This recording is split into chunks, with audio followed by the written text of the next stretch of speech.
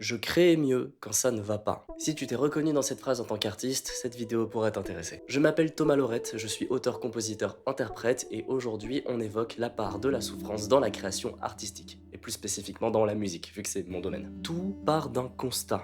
J'écris, je crée mieux quand ça ne va pas. Ou en tout cas, je suis bien plus fier du résultat dans ces moments-là. J'ai pas ce truc qu'ont certains créateurs ou artistes, cette espèce de muscle créatif qu'on pourrait entraîner et qui permet systématiquement de créer quelque chose et surtout d'aller au bout à partir du moment où ils s'assoient à leur table. Je les envie un peu d'ailleurs, même si je me doute bien qu'il n'y a pas que ça dans leur mode de fonctionnement. Et je me doute bien qu'il peut, voire qu'il devrait y avoir certains automatismes de création, mais ça ce sera le sujet d'une autre vidéo. Là on est là pour parler d'émotionnel. Pourquoi c'est plus facile quand on va mal ? Et aussi pourquoi ce besoin d'en faire quelque chose. Je veux dire, ça date pas d'hier, il y a qu'à se pencher dans le blues par exemple, qui pour le dire d'une manière très générale, est la mise en musique d'énormément de tristesse. Dans la musique classique, j'en parle même pas, il y a une dose de tristesse phénoménale, toute époque confondue. En fait, j'ai l'impression que quel que soit le genre, l'époque, voire même la discipline artistique, les choses les plus marquantes sont celles qui débordent le plus de cette souffrance-là à la création. Ça peut paraître évident, dit comme ça, hein, mais en tant qu'artiste, je vous assure que c'est assez particulier à vivre. Parce qu'au-delà d'écrire des jolies chansons tristes, il y a plein d'autres questions qui pourraient se poser. Certaines qu'on a vues tout à l'heure justement. Pourquoi c'est plus facile quand on va mal et jusqu'où peut-on se dévoiler au public? Est-ce qu'on est condamné à souffrir en tant qu'artiste? Est-ce que cette souffrance-là ne serait pas qu'une impulsion? Quel est son rôle finalement? Mon but ici c'est pas de trouver des réponses ou d'en donner, hein. Je suis pas omniscient, justement c'est des questionnements que je me pose et je fais cette vidéo pour en discuter. Parce que quand on y réfléchit un peu, le processus créatif d'une chanson c'est surtout l'occasion de laisser son imagination